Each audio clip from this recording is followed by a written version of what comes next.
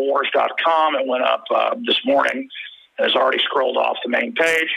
Revealed U.S. government program secretly injected citizens with plutonium. Okay, now I'm going to start going to your calls 15 minutes to the next hour when Celente joins us interspersed with that news. We'll only have time to go to one now in this short segment. We'll get to James, Ken, Jet, and Mark and Anthony and others. The toll-free number to join us is 800-259-9231. James in Texas, welcome, sir. You're on the air. Yeah, hello there. I got a word for the propagandists. Pernicious propagandizing pornographic prostitutes.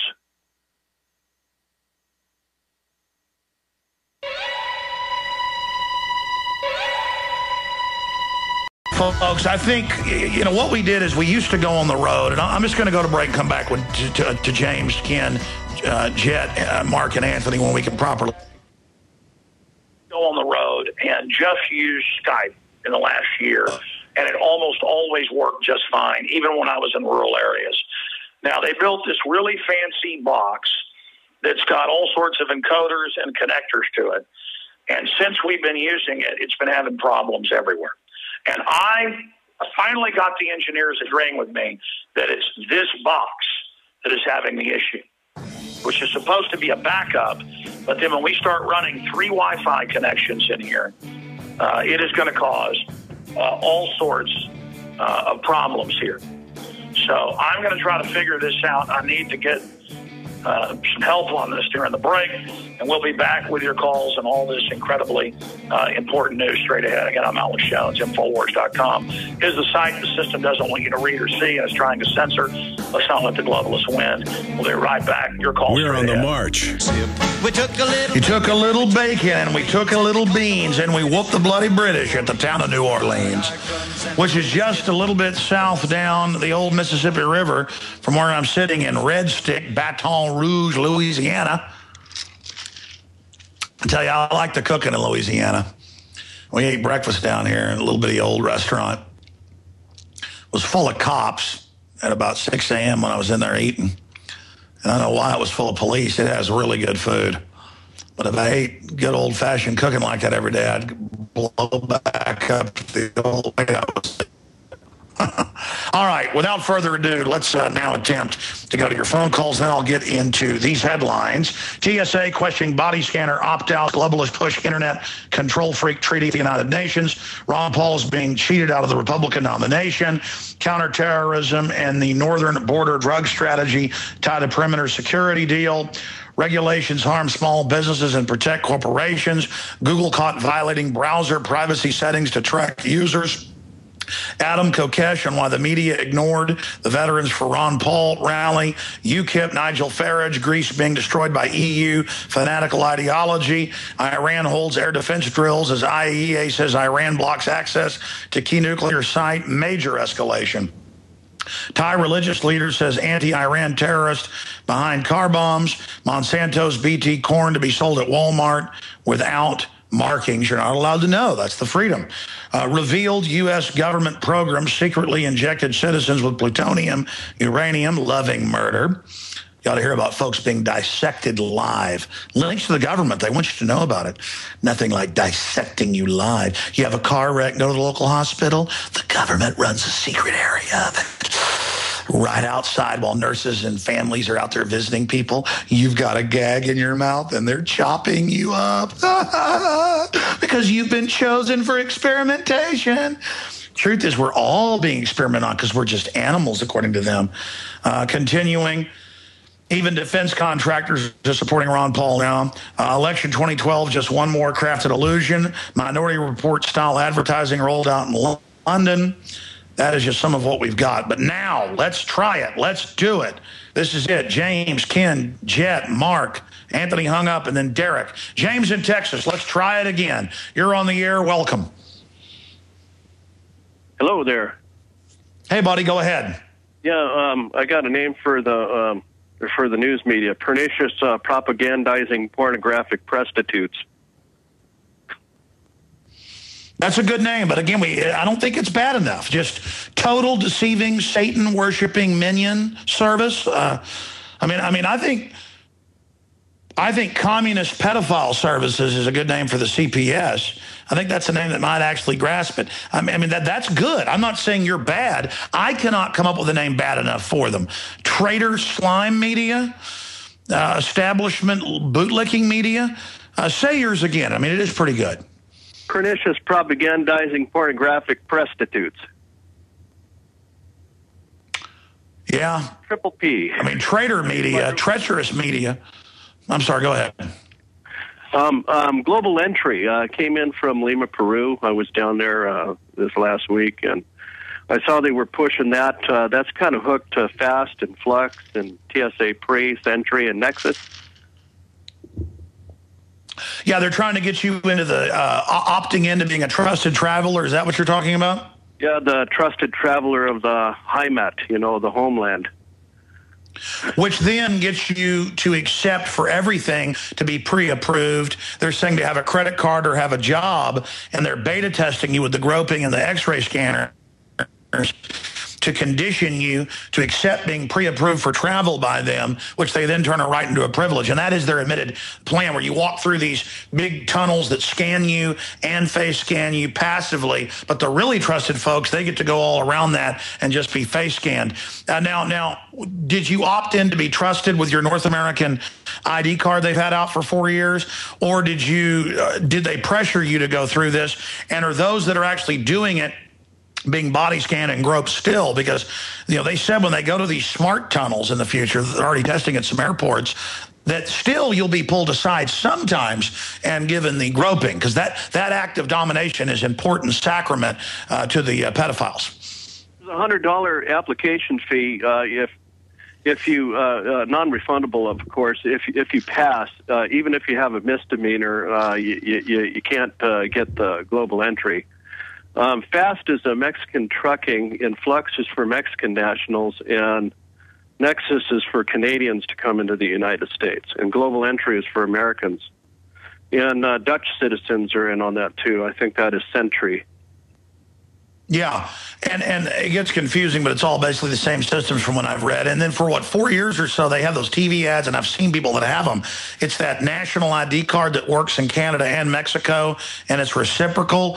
Forget the name of that, but how does that tie into this?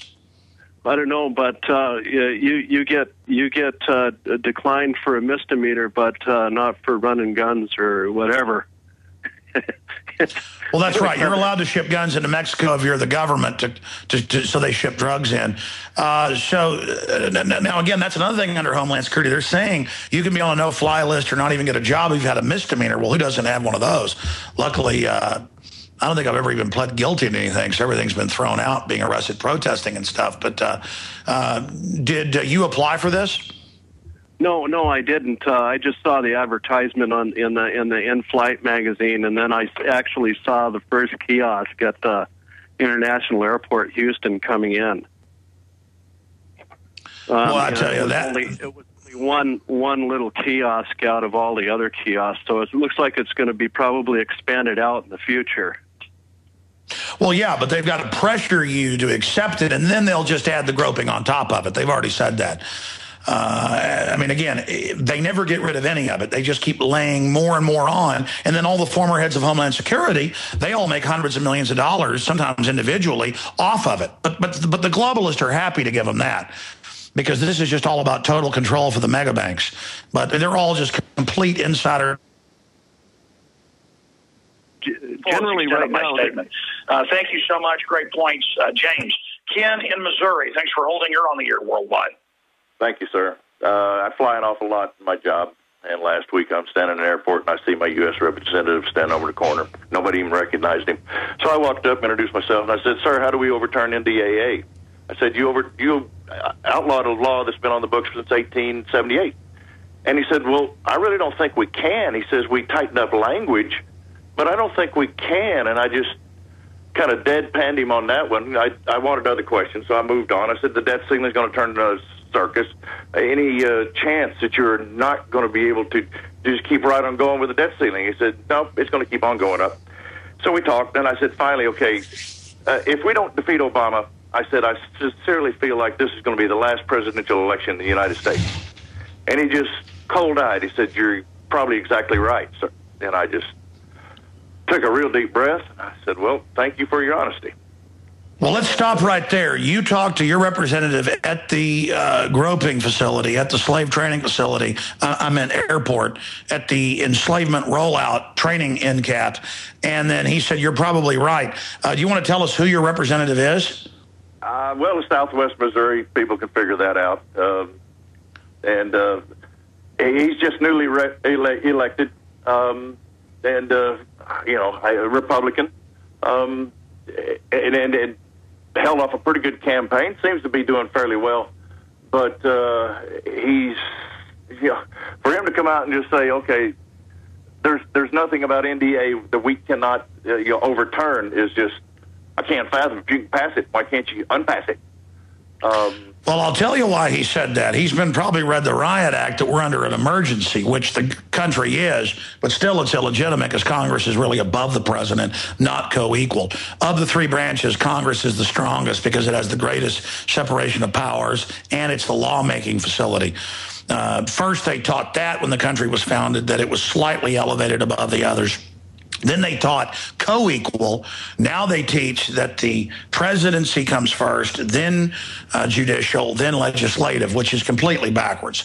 The president executes and is not even the commander-in-chief until a war is declared. And then in the prosecution of that war, he is a dictator, but only over the armed services, okay? And only over the prosecution of that war. But under the War Powers Act of 33 and what's been expanded out since then, remember 4 years ago, we made a big deal out of this, and Congressman talked about it. PDD 51 in the cover sheet said that for any emergency, including economic or unnamed emergency, the president can suspend Congress for 6 months, and then Congress can't even review it if the president doesn't want to in 6 months. That is a dictator. And then Congress people, the head of the Homeland Security Committee, you can just type this in, we wrote articles about it, there's videos on YouTube, said, I'd like to see that. And for 6 months, they said no. And he said, well, I don't know what's in it. Are you planning martial law or something? And, we know that some of the people threatened that, like during the threats for the banker takeover known as the bailout in 08, threatened martial law. But it doesn't matter. The cover sheet, the 3-page synopsis, says dictatorship. And so they're just announcing it. So now, see, Obama said, I want NDAA passed, and I want the power to secretly arrest whoever I want. To play a warfare game, he said, I'm against that bill. Take that out.